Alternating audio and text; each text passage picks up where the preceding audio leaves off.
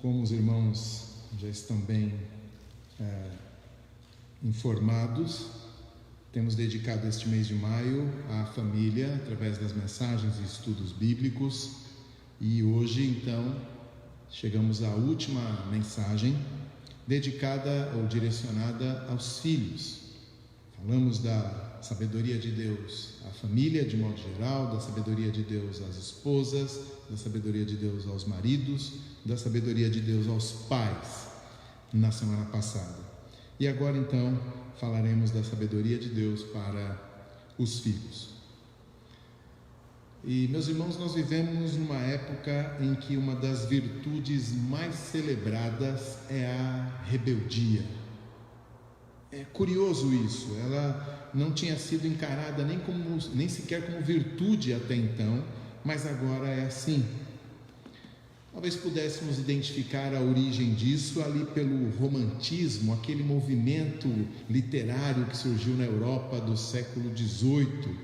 Entre as características daquele movimento estavam o subjetivismo individualista, o indivíduo como centro da ação, como centro da história.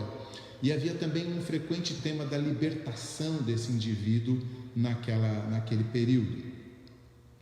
Ou talvez pudéssemos atribuir isso, já no século XX, à popularização da psicanálise freudiana. Não necessariamente que Freud dizia isso, mas a versão popular basicamente diz que a fonte de todos os nossos problemas emocionais é a repressão aos nossos desejos que a sociedade nos impõe. Então, tudo aquilo que já está estabelecido, tudo aquilo que se apresenta como regras, como coisas já fixadas, são rechaçadas e negadas para que esse verdadeiro eu surja livre de tudo isso. Mas a forma atual dessa mentalidade se dá mesmo a partir de meados do século XX, e é com o estabelecimento da cultura pop, da cultura popular, que consolidou lá ainda na década de 60 aquele mantra da geração pós-guerra: sexo, drogas e rock and roll. O rompimento com qualquer coisa que lembrasse a geração anterior, que se expressava, esse rompimento que se expressava não apenas numa nova música, mas numa nova roupa, nos novos cabelos compridos dos meninos, na promiscuidade sexual, no desejo de não serem como seus pais, a maior frustração possível na vida, como cantava a voz melancólica de Elis Regina. Mas se estamos falando da nova geração, não adianta citar hippies e Elis Regina. Afinal de contas, aquela velha geração amadureceu, eles trabalharam duro, já são bisavós respeitáveis hoje em dia, mas aquela mentalidade sobreviveu muito bem. Nós vemos esse padrão em inumeráveis personagens de filmes, novelas, quadrinhos e tudo mais. Basicamente é um padrão só. Um sujeito que precisa lutar contra regras antigas e tolas para vencer. Lá na minha década de 80, um Tira da Pesada era assim, a Sociedade dos Poetas Mortos era assim. Um pouco mais recente, quem sabe, Velozes e Furiosos, Batman ou O Homem de Ferro. E para sair das salas de cinema, cada temporada de Malhação é construída em cima do mesmo arquétipo.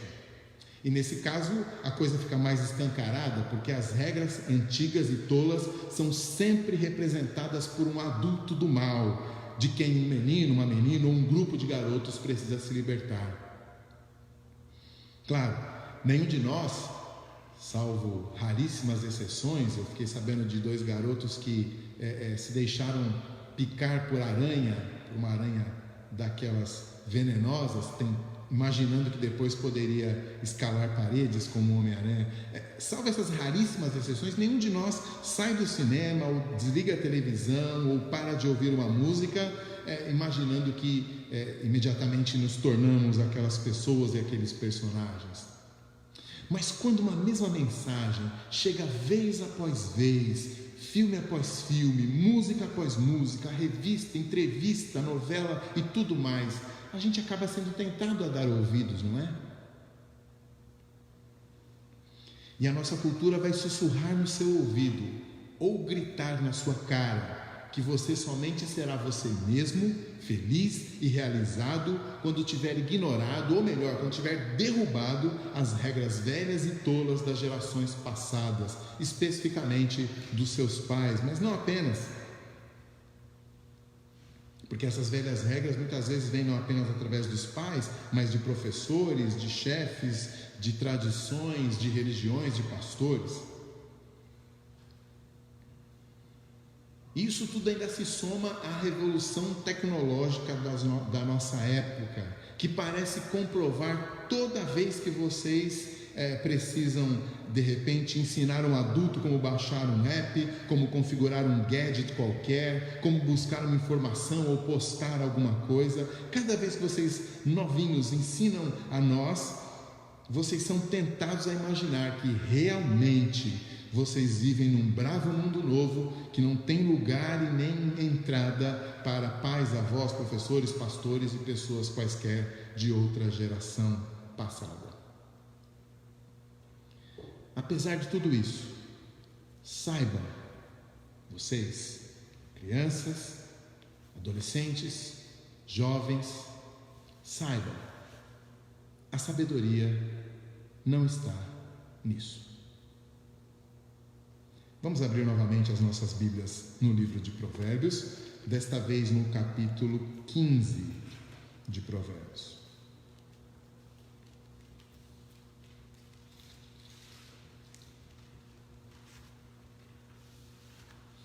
Provérbios capítulo 15.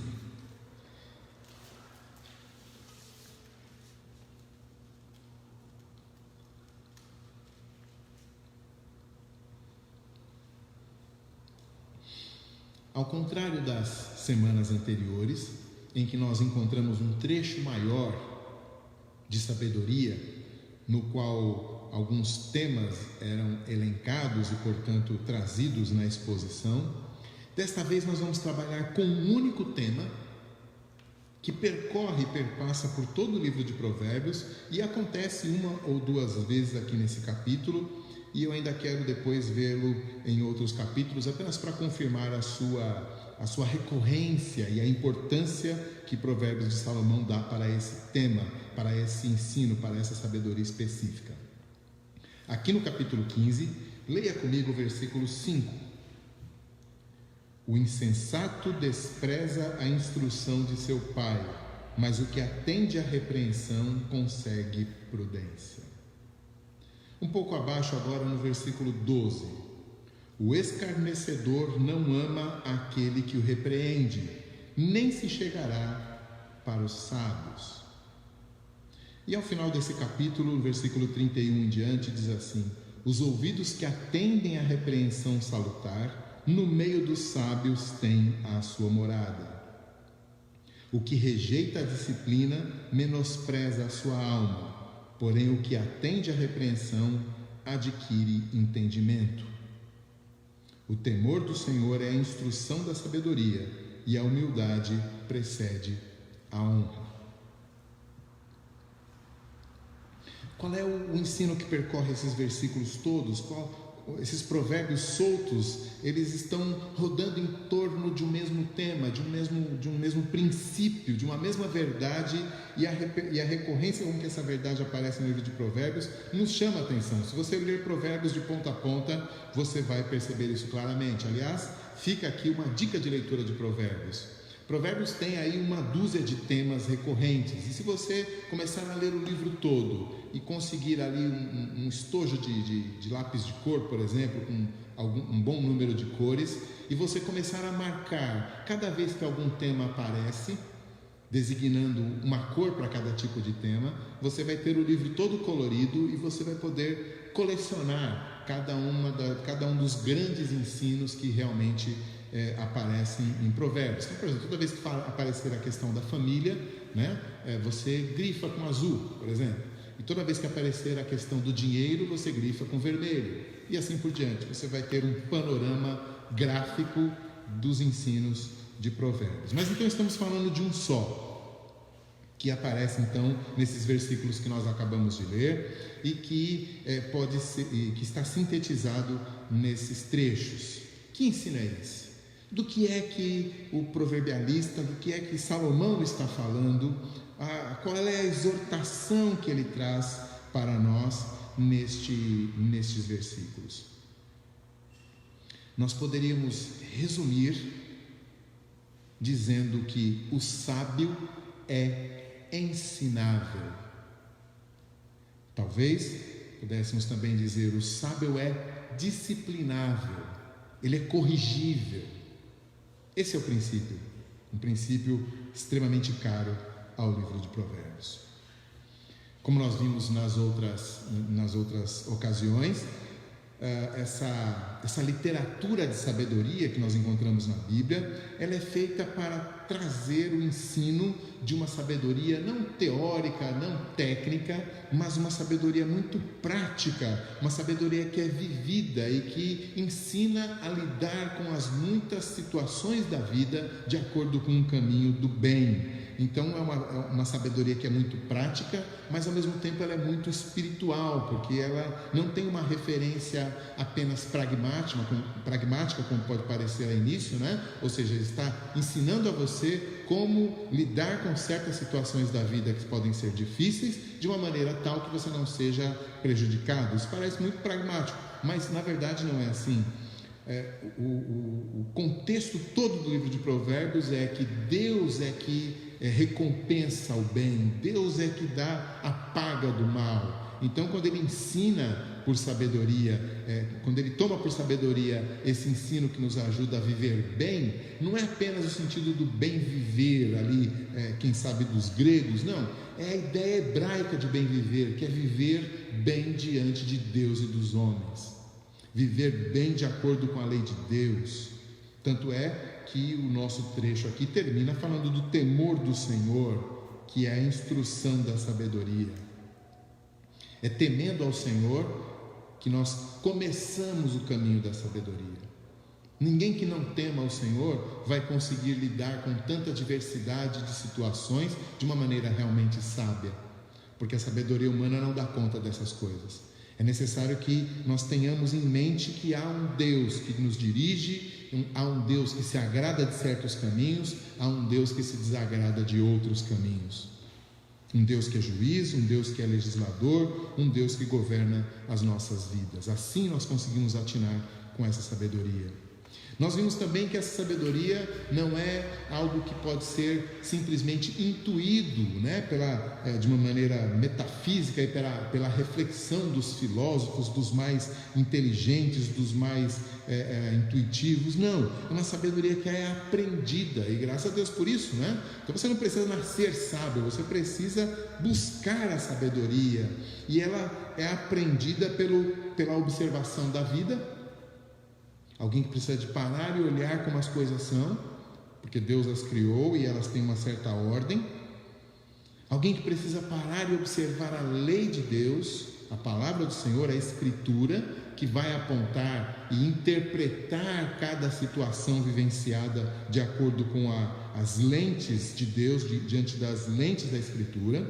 E, por fim, a atenção aos conselheiros sábios, àqueles que de fato entendem e já caminham por aquele caminho da sabedoria e que agora incentivam outros a também fazê-lo com suas palavras sábias. Então essa escola tríplice da sabedoria é apresentada aqui, mas de todo modo ela tem que ser aprendida. Guarde isso, nós já vamos voltar a isso.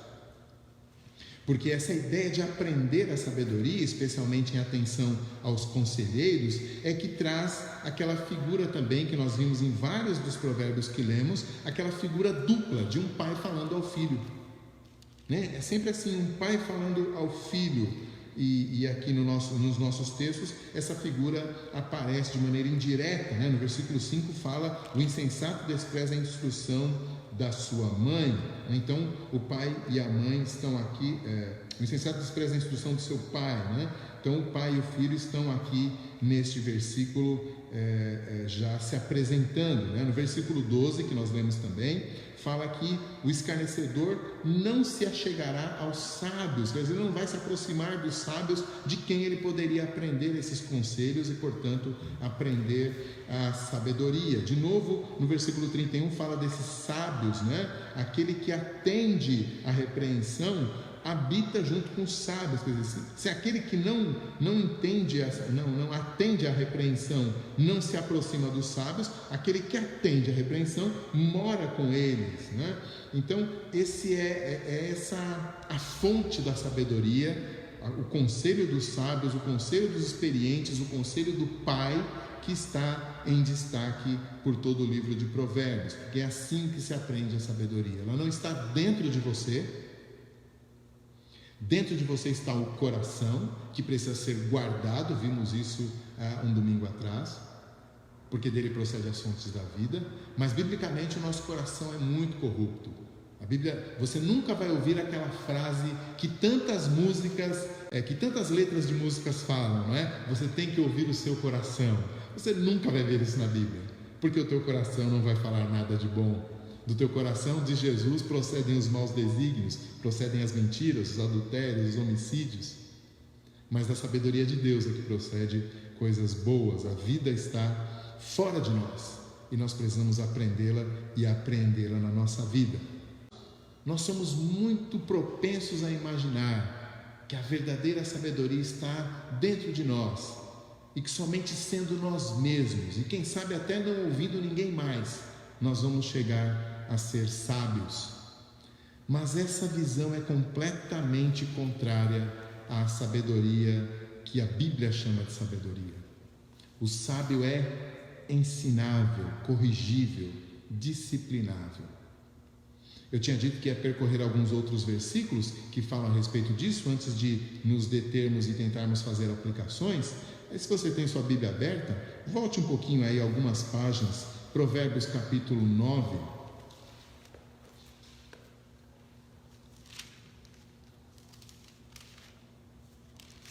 Diz assim, versículo 9, Provérbios 9, 9. Dá instrução ao sábio, e ele se fará mais sábio ainda.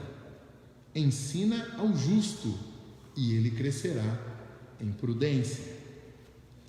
Temos os que a gente já olhou no capítulo 15. Olha o capítulo 17, versículo 10. Mais fundo entra a repreensão no prudente do que 100 açoites no insensato. Ainda no capítulo 19, versículo 25. Quando ferires ao escarnecedor, o simples aprenderá a prudência. Repreende ao sábio e crescerá em conhecimento. E por fim, nessa série que eu selecionei, capítulo 21, versículo 11. Quando o escarnecedor é castigado, o simples se torna sábio, e quando o sábio é instruído, recebe o conhecimento. Esses versículos todos nos ajudam a ter uma visão mais completa desse princípio básico: o sábio é disciplinável. Em primeiro lugar, nós percebemos que sábio não é aquele que sabe, mas aquele que reconhece que não sabe. Olha que diferença. Quase o oposto, não é? O sábio, biblicamente falando, é aquele que quer aprender, mas só quer aprender quem reconhece que não sabe. O primeiro passo do aprendizado é dizer: ainda não sei, ou pelo menos não sei o suficiente, ou pelo menos não sei tudo, ou pelo menos eu quero saber mais. Essa é a característica do sábio. Você vê ele dizendo lá que uma repreensão entra mais fundo no sábio do que 100 açoites no tolo. A característica do tolo é que ele não está disposto a aprender. Ele pode ser chamado de um duro de matar, porque ele persiste no seu critério, no seu padrão, mas na verdade, biblicamente, ele só é um tolo que se recusa a aprender. Ele acha que se basta, ele acha que já sabe tudo o que é necessário saber, ele acha que já tem toda a sabedoria à sua disposição, ele acha que todos os outros estão enganados, mas ele está certo, e por isso ele é um tolo. E não adianta falar 2 vezes, não adianta gritar, não adianta esbravejar, não adianta dar 100 açoites, porque ele é duro. E o sábio? O sábio, com uma repreensão, já está de joelhos. Com uma bronca, ele já está chorando arrependido. Com uma repreensão, ele já muda de caminho. O sábio é sábio porque ele é maleável por aqueles que são mais sábios que ele. E não confunda isso com simples falta de personalidade ou falta de firmeza, falta de opinião. A gente vive em tempos tão estranhos que muitas vezes uma criança de 3, 4, 5 anos responde de maneira completamente desrespeitosa aos pais, e os pais sorrindo dizem assim: como ela tem personalidade forte, não é? Não é, ela só é um rebelde, ela só é uma pecadora que está manifestando o seu pecado. Não, o sábio é aquele que quer aprender, ele deseja a sabedoria mais do que o ouro. Ele gosta tanto de aprender que, como a gente viu no texto, quando o tolo é repreendido, ele não aprende nada, mas o sábio olha e fala: aprendi mais alguma coisa. Ele aprende com erros até dos outros, ele aprende com erros dos seus pais, ele aprende com os erros das suas gerações anteriores, dos seus antepassados. Ele aprende com o erro dos seus colegas, e ele sempre está endireitando o seu caminho está cada vez mais iluminado, porque ele está disposto a rever e a aprender aquilo que ele ainda não sabe, aquilo que ele pensava que sabia. O sábio bíblico é disciplinável, corrigível, ensinável. O tolo não é assim. O tolo está sempre disposto a esbravejar e falar mais alto aquela bobagem que ele tinha falado antes. Quem sabe gritando, quem sabe ele pode convencer alguém, não é? Não é. O insensato despreza a instrução de seu pai. Ele não está disposto a ser instruído. Aquilo é bobagem, eu já tenho todas as certezas que eu preciso no meu coração, diz o tolo, diz o insensato. Não tem. O escarnecedor não ama aquele que o repreende. Ele fica com o coração cheio de raiva quando ele leva uma bronca. Ele se sente humilhado, ele se sente diminuído porque foi corrigido. Ele nutre rancor. O sábio não é assim. E justamente por ter esse rancor, por não amar aquele que o repreende, ele nunca se achegará aos sábios. Viver perto de gente que tem a sabedoria sempre é espinhoso. A nossa igreja tem esse sistema que tem a sua função, né, que faz a divisão de atividades por faixa etária, de adolescentes com as suas atividades, os jovens com as suas, os adultos com as suas, homens e mulheres. Tem a sua função, mas a vida da igreja não se resume às sociedades internas. E é ruim quando isso acontece. No corpo reunido você tem jovens e velhos, você tem crianças e adultos, você tem solteiros e casados. E nessa troca é que a sabedoria se manifesta. E é muito bonito isso. E é terrível quando os nossos jovens, as nossas crianças, os nossos adolescentes se fecham apenas no seu grupo e se esquecem que Deus colocou sabedoria bem ao alcance da mão. É uma sabedoria talvez um pouco enrugada, talvez um pouquinho grisalha, quem sabe já não andando com tanta rapidez. E a gente olha e diz: isso aí, espero não chegar lá tão rápido. É só o que a gente consegue dizer. Mas na verdade Deus nos coloca no meio de gente que já caminhou o caminho que nós queremos caminhar. E Ele nos coloca para que nós possamos ser sábios, habitando com os sábios e sendo ainda mais sábios do que eles. Mas só seremos de fato assim se aprendermos o que eles já sabem. se cada geração tiver que resetar, se cada geração tiver que começar do zero, se cada geração for orgulhosa demais para aprender com a geração anterior, então nós nunca sairemos do mesmo andar, da mesma etapa, do mesmo lugar em que já estamos. O sábio habita com os sábios, ele tem um ouvido pronto à repreensão, ele tem um ouvido que ama a repreensão, ama ser repreendido e ama quem o repreende. Por que é que o sábio é assim? O final do texto que nós lemos no capítulo 15, no final do capítulo 15, depois de falar do temor do Senhor, acrescenta uma virtude que está muito em baixa na nossa época, mas é uma virtude cristã central. Diz que a humildade precede a honra. A humildade precede a honra. Muitas vezes nós queremos, e aí claro que isso não acontece só com crianças, jovens e adolescentes, mas isso faz parte da nossa natureza pecaminosa. Nós muitas vezes queremos a honra, ou seja, a recompensa, a fama, os likes, mas na verdade a humildade tem que vir primeiro. E a soberba precede a ruína, diz um outro provérbio. Pois bem, então o sábio ele é disciplinável, corrigível e ensinável porque ele é humilde. A virtude cardeal da sabedoria é a humildade.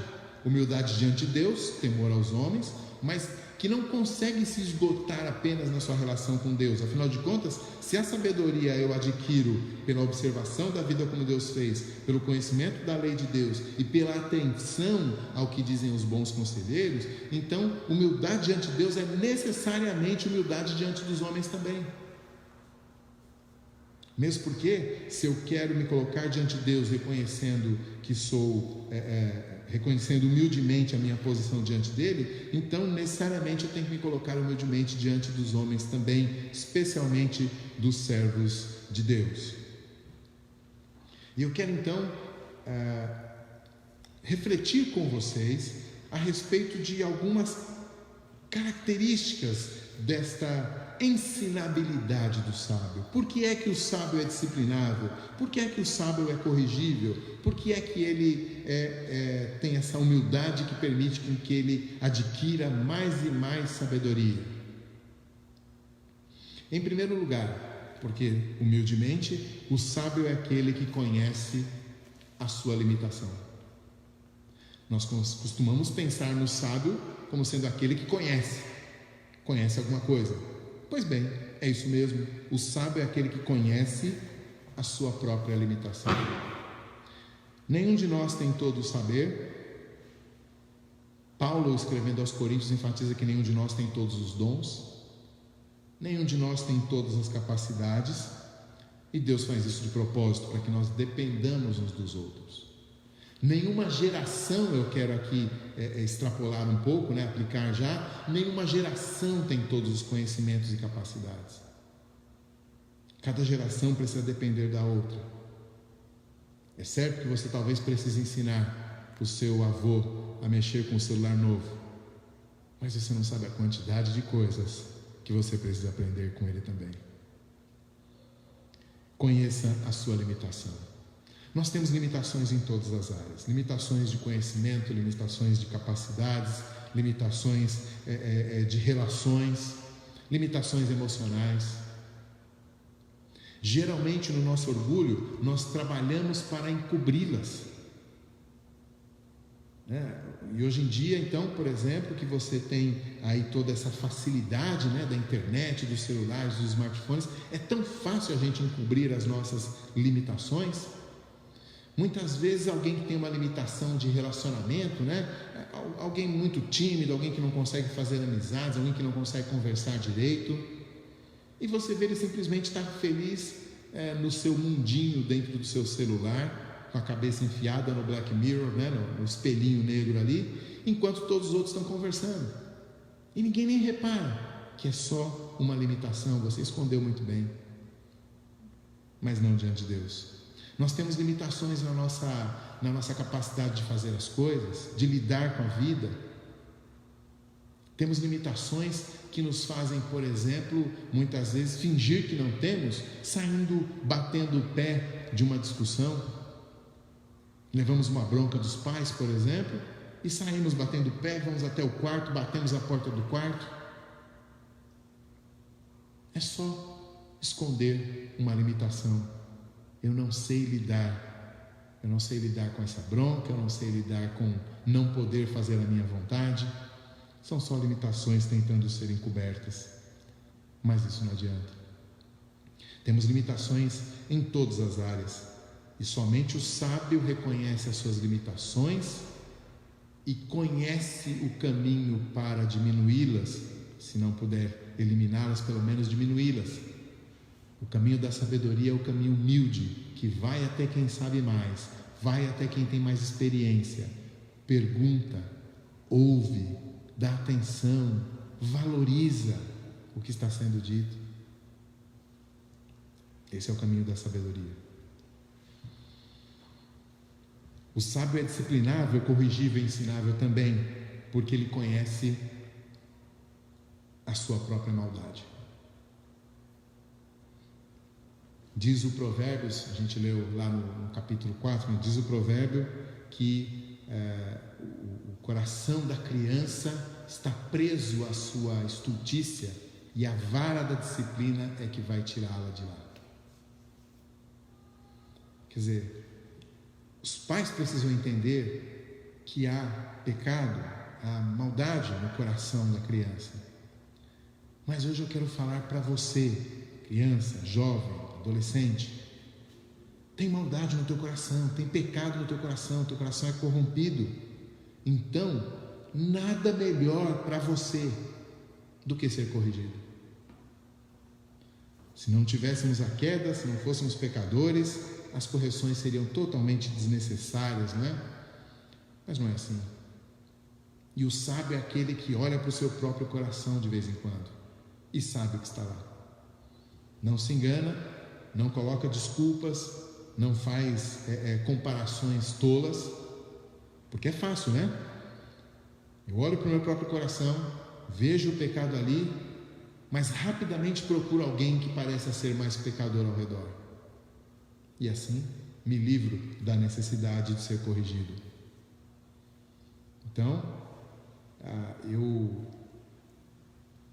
detestei alguém, desprezei alguém, e encontro um outro sujeito, por exemplo, na escola, que é um valentão lá, que faz bullying nos outros colegas.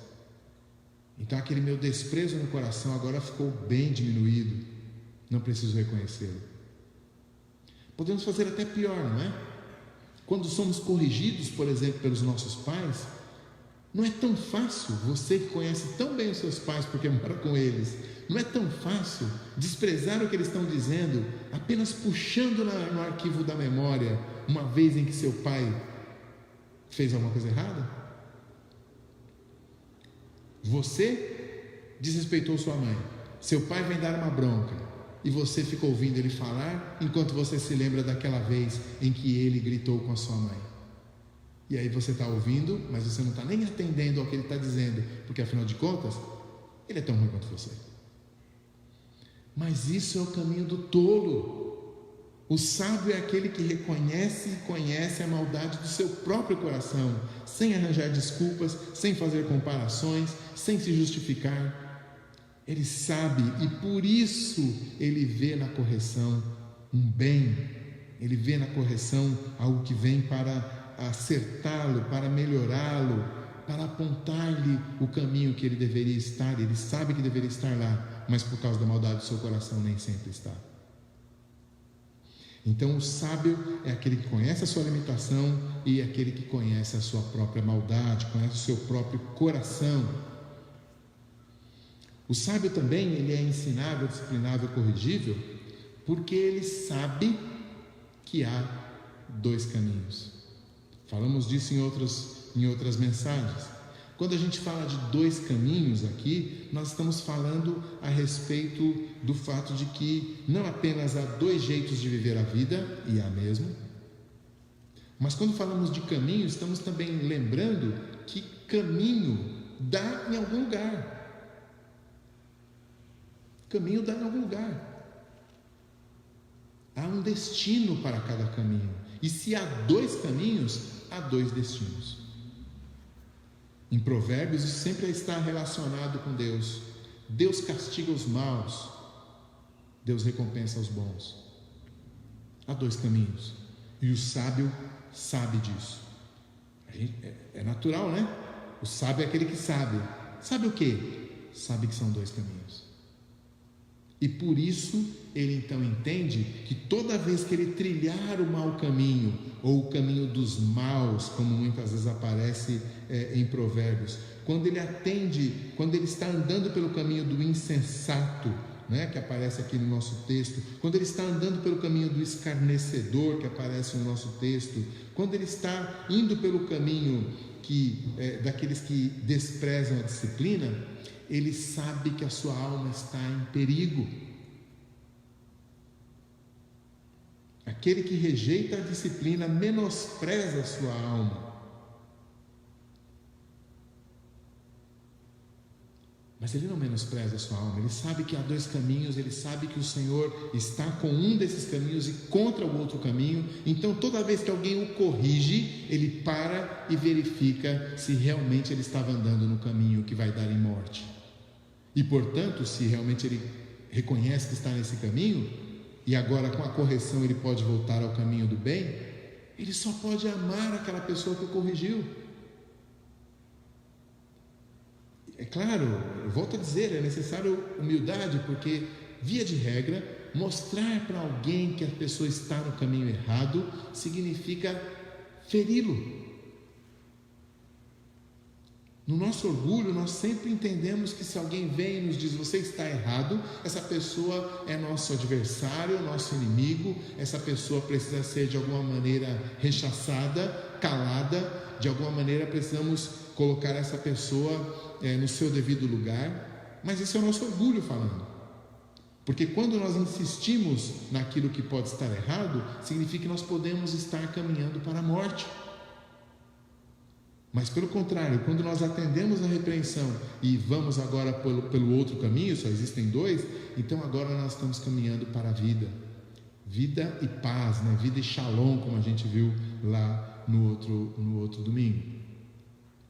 Então essa é a alegria daquele que deseja caminhar pelos caminhos da vida. O sábio é assim, e ele entende que precisa ser ensinável, corrigível e disciplinável, para que ele não venha a sofrer a sorte, né? O destino dos ímpios, o destino dos insensatos, que não é bom.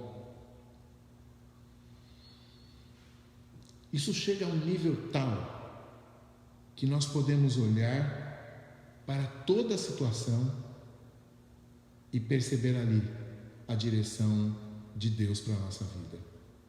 Um exemplo muito interessante é o rei Davi.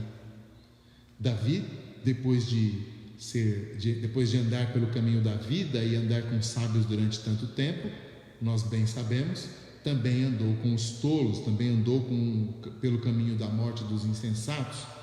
E uma das consequências desse caminho dele, ou seja, depois do adultério com Batseba, ele recebeu de Deus o castigo de que ele teria morte dentro da sua própria família e inclusive guerras dentro da sua própria família.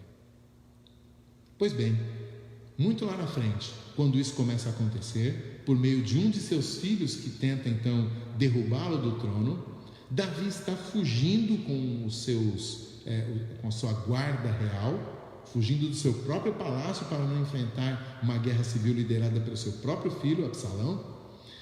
E ele então está passando por um lugar e um parente de Saul, aquele que tinha sido o rei antes de Davi, um parente de Saul, olha para Davi e começa a amaldiçoá-lo, xingá-lo. Mas ele é o rei de Israel. E um dos seus soldados então vai tirando a espada e falando: você nunca vai falar assim do meu rei. E Davi diz: não, deixa. O que ele está falando é Deus falando através dele.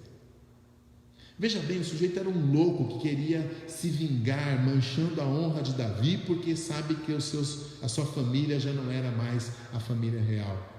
Mas ao invés de Davi dizer, mas ele está falando isso porque ele tem segundas intenções, ele está falando isso porque ele não quer o meu bem, ele está falando isso porque ele tem raiva de mim, Davi recupera os caminhos da sabedoria ao dizer, eu quero ser repreendido, nem que seja pela boca desse louco. Esse é o tipo de sabedoria, meu jovem, meu caro adolescente, você que é criança, esse tipo de sabedoria que nós devemos buscar. Mesmo que alguém diga, mesmo que alguém nos repreenda com más intenções, mesmo que alguém nos repreenda apenas para nos derrubar, mesmo que alguém nos repreenda apenas para nos ver por baixo, nós vamos olhar aquela repreensão, vamos ouvir aquela repreensão, vamos separar aquilo que realmente é real daquilo que não é, e aquilo que é real, nós vamos dizer, obrigado, Senhor, estou sendo corrigido e os meus caminhos são mais retos do que antes. É esse o nível da sabedoria bíblica que nós estamos sendo exortados a seguir.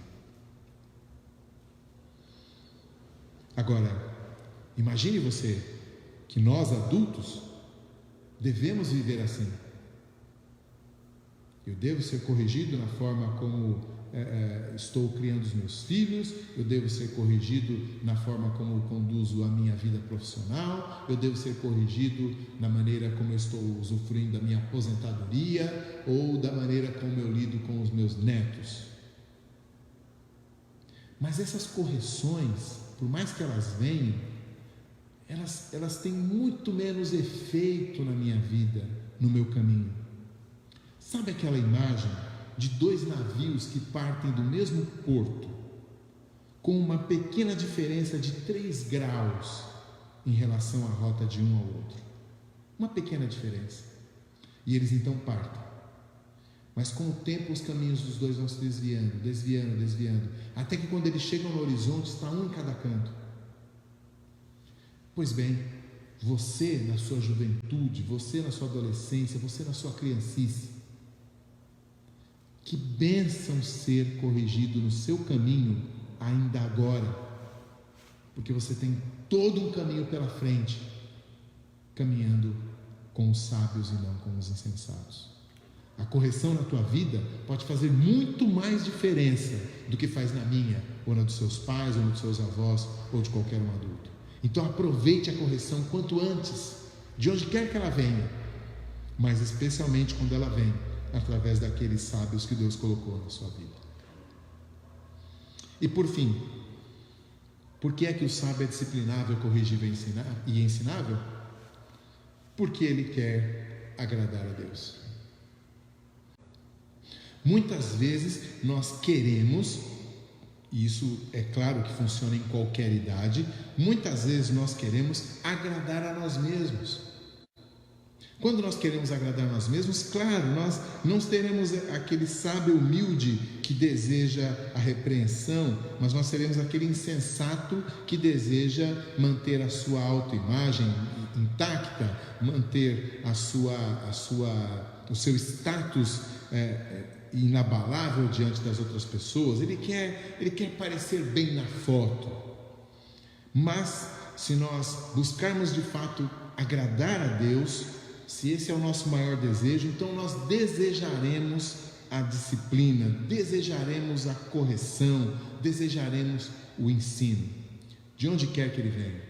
De fato, quando nós cremos que há um caminho que o Senhor recompensa, que há um caminho que o Senhor traçou, que há um caminho que o Senhor deseja para nós e passamos a desejar esse caminho, então, de fato, como diz o salmista lá no Salmo 1, nós não nos assentaremos na roda dos escarnecedores, que aparece aqui também no nosso texto. Nós de fato não poderemos andar no conselho dos ímpios, não nos deteremos no caminho dos pecadores e não nos assentaremos na roda dos escarnecedores. Antes, o nosso prazer estará na lei do Senhor. Percebe? Não é apenas negar um certo caminho, negar algumas vozes que vêm até nós, negar um certo padrão que está disseminado na nossa cultura, que vai aparecer na boca de colegas, na boca de professores, na boca, quem sabe até de parentes que não são crentes, que vai aparecer na boca de personagens da televisão, do cinema ou dos quadrinhos que nós amamos. Vai aparecer na boca de artistas famosos, de cantores em letras. Essa voz vai aparecer o tempo todo, mas nós não nos assentaremos, não caminharemos e não atenderemos a esse conselho, porque o nosso prazer está no outro caminho. Então, meus queridos, nós estamos falando aqui de dois caminhos, mas não estamos falando de um caminho no qual a gente se agrada, no qual a gente tem prazer, e num outro caminho muito chato, cheio de correção, cheio de disciplina e cheio de ensino. Não, o que nós estamos falando é que quando nós colocamos o nosso coração no caminho do Senhor, então essa disciplina e essa correção e esse ensino será agradável para nós, porque nós queremos agradar ao Senhor. E, no entanto, aquele caminho em que as pessoas parecem estar tão felizes, será um caminho desagradável para nós, porque lá não está o agrado do Senhor. Então, na verdade, se trata de coração, de um coração que deseja agradar ao Senhor. Tudo começa aqui, a sabedoria começa aqui. A sabedoria começa em desejar agradar ao Senhor. O temor do Senhor é o princípio da sabedoria. E desse temor do Senhor, desse desejo de agradá-lo, nasce a humildade, que busca então, em todo canto, em todo lugar em que há sabedoria, busca ser corrigido, ser ensinado, ser disciplinado. E assim nós poderemos passar pela vida vendo em cada situação a correção do Senhor.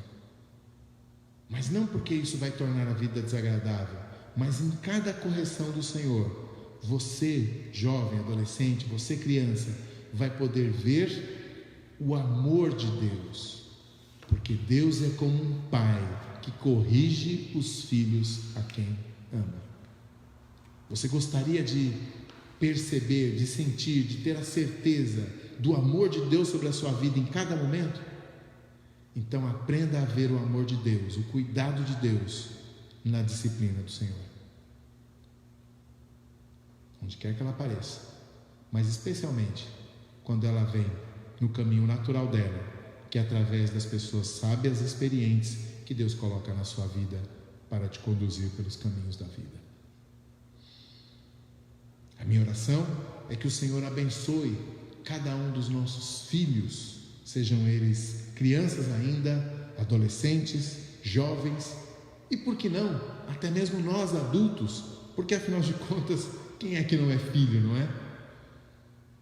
E acima de tudo, que a abundante sabedoria do Pai do céu possa nos conduzir por caminhos de vida e nos corrigir todas as vezes que nós ameaçarmos sair dele, e que nós tenhamos alegria em saber que o Senhor cuida de nós. Eu quero orar por você, abaixe sua cabeça. Vamos falar com Deus mais uma vez. Pai Santo e querido, em nome de Cristo Jesus, nós queremos te agradecer, porque o Senhor tem abençoado a nossa vida. Nem sempre o Senhor abençoa a nossa vida com sucesso, nem sempre o Senhor abençoa a nossa vida com fartura ou prosperidade, nem sempre o Senhor abençoa a nossa vida com fama, com reconhecimento humano. Nem sempre o Senhor abençoa a nossa vida, nem mesmo com saúde. Às vezes o Senhor não nos abençoa nem com uma família perfeitinha como nós gostaríamos.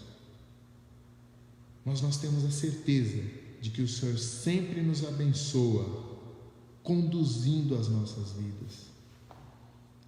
E ainda que o teu cuidado se manifeste através da tua disciplina, da tua correção, do teu endireitar das nossas veredas, ainda assim nós temos a alegria de saber que o Senhor só disciplina os filhos a quem o Senhor ama. E portanto a tua disciplina se transforma para nós em motivo de alegria, de confirmação do teu amor e do teu cuidado paternal. Quero te pedir, ó Deus, que o Senhor amacie o nosso coração de maneira tal que nós não apenas reconheçamos a disciplina quando a vemos, quando a sofremos, quando a recebemos, mas que nós a desejemos, ó Deus. Que nós desejemos a disciplina, reconhecendo que no nosso coração, pelo nosso coração nós não podemos caminhar, mas pela Tua direção nós certamente caminhamos para a vida. E que cada um, Pai, das crianças menores aos mais idosos, cada um da nossa igreja, cada irmão e irmã que nos ouve nesta noite, que cada um de nós possamos ter essa sabedoria humilde de amar a instrução e a sabedoria que vem do Senhor. Abençoa, Pai, as nossas famílias, que a correção seja sábia, que haja disciplina do Senhor e que haja corações e ouvidos dispostos a corrigirem, a serem corrigidos e a corrigirem. Que nós tenhamos essa humildade desejosa de ouvir a Tua voz, de seguir após Jesus, de sermos parecidos com o Filho do Senhor, aquele de quem o Senhor se agrada. Oramos agradecidos por tudo isso, em nome e por amor do nosso Senhor Jesus Cristo. Amém. Amém.